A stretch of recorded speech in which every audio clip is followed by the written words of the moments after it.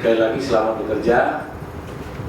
Semoga apa yang kita perbuat sekecil apapun menjadi ibadah buat kita semua.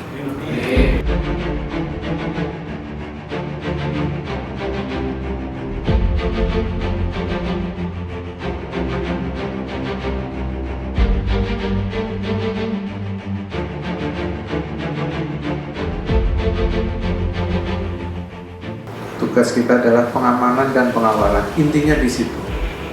Tolong betul-betul disampaikan apa itu pengamanan, apa itu pengawalan ya di TPS.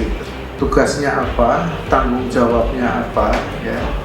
Jangan sampai terjadi blunder ya.